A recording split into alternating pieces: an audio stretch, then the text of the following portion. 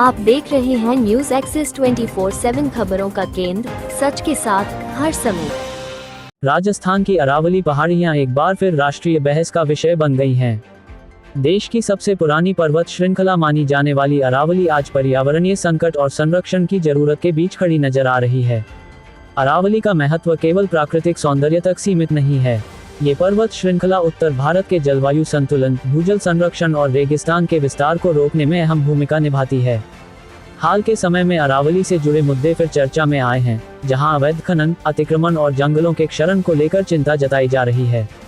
पर्यावरण विशेषज्ञों का कहना है कि अगर मौजूदा हालात पर समय रहते ध्यान नहीं दिया गया तो इसके परिणाम दूरगामी और गंभीर हो सकते हैं।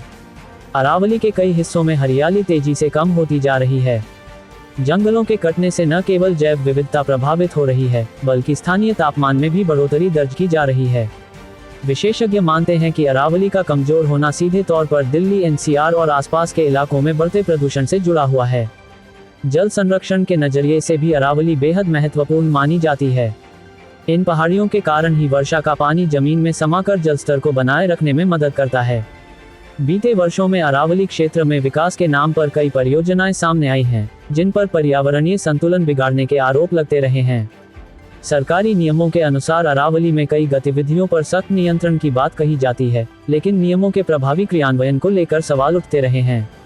पर्यावरण कार्यकर्ताओं का कहना है कि संरक्षण के दावे और जमीनी हकीकत के बीच बड़ा अंतर दिखाई देता है। अरावली से जुड़ा यह मुद्दा केवल राजस्थान तक सीमित नहीं है, बल्कि हरियाणा और दिल्ली जैसे राज्यों से भी सीधे जुड़ा हुआ है। बढ़ते शहरीकरण और औद्योगिकरण का दबाव भी अरावली पर लगातार बढ़ रहा है। विशेषज्ञ चेतावनी देते हैं कि अगर अरावली का प्राकृतिक स्वरूप बिगड़ता रहा तो इसका असर आने वाली पीढ़ियों को भुगतना पड़ेगा। कई रिपोर्ट्स में यह बात सामने आई है कि अरावली के क्षरण से सूखा और जल संकट गहराने की आशंका बढ़ जाती है। अरावली क्षेत्र में रहने वाले लोगों के लिए ये पहाड़ जीवन का आधार माने जाते हैं, क्योंकि उनकी खेती और पानी इन्हीं पर निर्भर करता है। सरकार और प्रशासन की ओर से समय समय पर संरक्षण योजनाओं की घोषणा की जाती रही है। हालांकि इन योजनाओं के परिणाम कितने प्रभावी रहे हैं, इस पर अलग अलग मत सामने आते रहे हैं। पर्यावरण से जुड़े मामलों में अदालतों के निर्देश भी समय समय पर जारी होते रहे हैं। इन निर्देशों का उद्देश्य अरावली को संरक्षित करना और अवैध गतिविधियों पर रोक लगाना रहा है। विशेषज्ञों का मानना है कि केवल आदेश और घोषणाएं पर्याप्त नहीं हैं, बल्कि दीर्घकालिक नीति की जरूरत है। अरावली के संरक्षण में समाज की भागीदारी को भी बेहद जरूरी माना जा रहा है। जागरूकता और जिम्मेदारी के बिना किसी भी प्राकृतिक धरोहर को बचाना मुश्किल हो जाता है।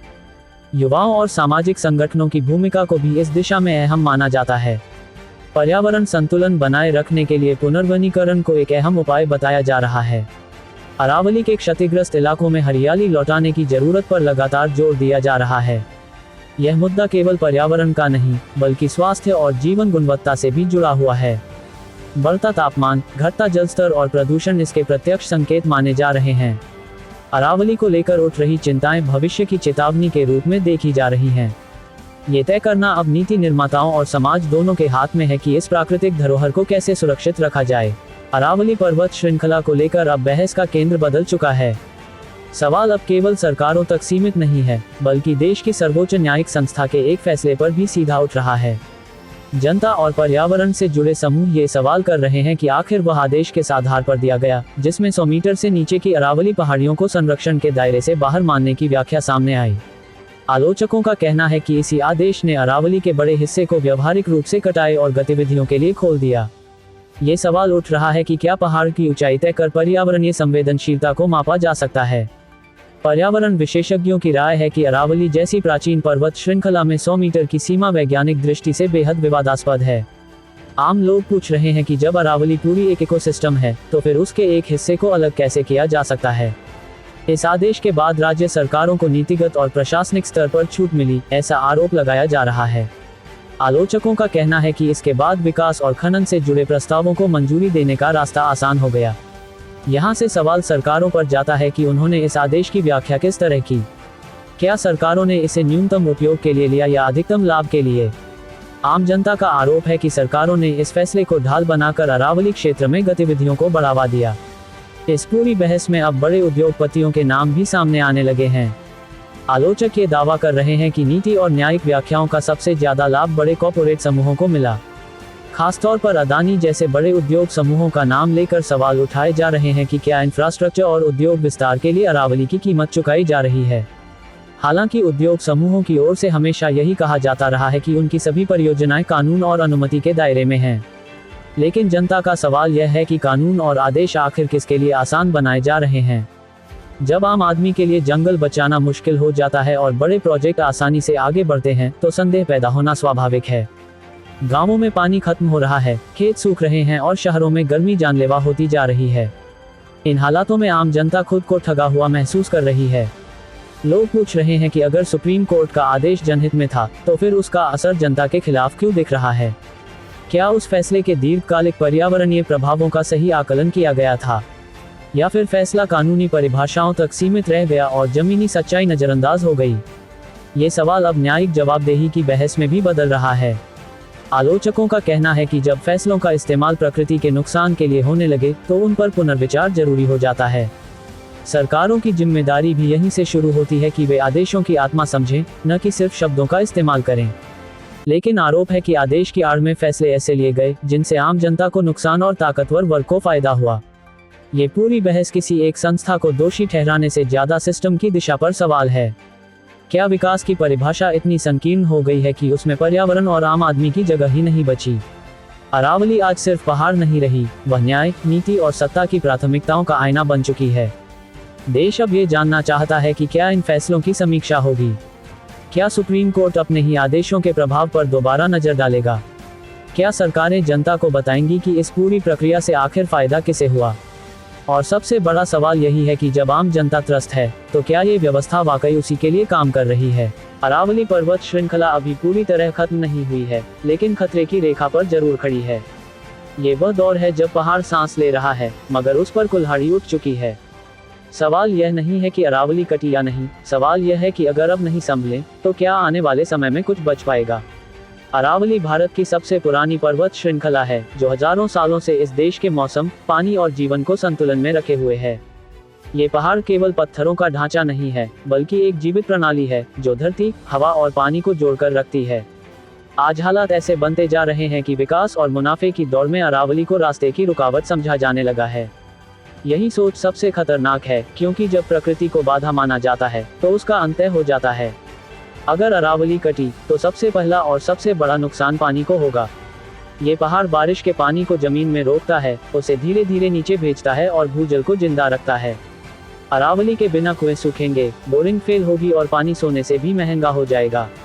राजस्थान, हरियाणा और दिल्ली जैसे इलाके पहले ही पानी के संकट से जूझ रहे हैं। अरावली के कमजोर होते ही यह संकट स्थायी आपदा में बदल सकता है, जहां पानी के लिए संघर्ष आम बात हो जाएगी। अरावली कटने से गर्मी का प्रकोप भी कई गुना बढ़ेगा। ये पहाड़ उत्तर भारत के लिए प्राकृतिक तापमान नियंत्रक की तरह काम करता है। इसके खत्म होते ही लू, हीटवेव और रिकॉर्ड तोड़ तापमान आम हो जाएंगे। दिल्ली एनसीआर में बढ़ता प्रदूषण पहले ही लोगों का दम घोंट रहा है। अरावली धूल और जहरीली हवाओं को रोकने वाली आखिरी प्राकृतिक दीवार है। अगर ये दीवार गिरी तो हवा और ज्यादा जहरीली होगी और सांस लेना और मुश्किल हो जाएगा। अरावली जैव विविधता का बड़ा केंद्र है। यहाँ पेड़, वन्य जीव, पक्षी और अनगिनत प्रजातियां रहती हैं। पहाड़ कटते ही यह पूरा तंत्र टूट जाता है और प्रकृति का संतुलन बिगड़ जाता है। जब जंगल खत्म होते हैं तो सिर्फ पेड़ नहीं जाते, बल्कि बारिश का पैटर्न बदलता है, मिट्टी बहने लगती है और खेती बर्बाद हो जाती है। इसका सीधा असर किसान और ग्रामीण जीवन पर पड़ता है। अरावली कटने से मिट्टी का कटाव बढ़ेगा, जिससे खेत बंजर होंगे और खाद्य संकट का खतरा भी पैदा हो सकता है। ये सिर्फ पर्यावरण नहीं, बल्कि देश की खाद्य सुरक्षा का सवाल भी है। इसी खतरे को देखते हुए अब देश के अलग अलग हिस्सों में लोग आवाज उठा रहे हैं। पर्यावरण कार्यकर्ता, युवा, स्थानीय लोग और सामाजिक संगठन अरावली को बचाने के लिए सड़कों पर उतर रहे हैं। यह विरोध किसी सरकार या किसी संस्था के खिलाफ नहीं, बल्कि भविष्य को बचाने की लड़ाई के रूप में देखा जा रहा है। लोग ये कह रहे हैं कि विकास चाहिए, लेकिन विनाश की कीमत पर नहीं। प्रदर्शन करने वालों का साफ कहना है कि अगर आज चुप रहे तो कल बच्चों को सिर्फ तस्वीरों में अरावली दिखेगी। ये चेतावनी है, नारा नहीं। आज अरावली को बचाने की जिम्मेदारी सिर्फ सरकारों की नहीं है, ये जिम्मेदारी समाज, उद्योग, प्रशासन और हर नागरिक की है। क्योंकि जब पानी खत्म होगा, हवा जहरीली होगी और गर्मी जानलेवा बनेगी, तो अमीर और गरीब में फर्क नहीं रहेगा। अरावली को काटना आसान है, लेकिन उसके नुकसान की भरपाई असंभव है। एक बार जो प्राकृतिक तंत्र टूट गया, उसे वापस लाने में सदियां लग जाती हैं। यही वजह है कि विशेषज्ञ बार बार चेतावनी दे रहे हैं कि अरावली के साथ किसी भी तरह का समझौता भविष्य के साथ समझौता होगा। आज सवाल यह नहीं है कि अरावली से किसे फायदा होगा, सवाल यह है कि इसके कटने से नुकसान किसे नहीं होगा। ये पहाड़ अगर गिरा तो सिर्फ पत्थर नहीं गिरेंगे, बल्कि हमारी सुरक्षा, हमारा स्वास्थ्य और हमारा भविष्य भी गिर जाएगा। अरावली को बचाना भावनात्मक मुद्दा नहीं है, ये वैज्ञानिक, सामाजिक और मानवीय जरूरत है। आज का समय आखिरी मौका हो सकता है जब हम रोक लगा सकते हैं, दिशा बदल सकते हैं और नुकसान से पहले चेत सकते हैं। अगर आज सही फैसले लिए गए तो अरावली आने वाली पीढ़ियों को जीवन देगी। इस पूरे मुद्दे पर नजर बनाए हुए है न्यूज़ एक्सेस 24/7, ताकि अरावली से जुड़ी हर अहम जानकारी दर्शकों तक पहुंच सके।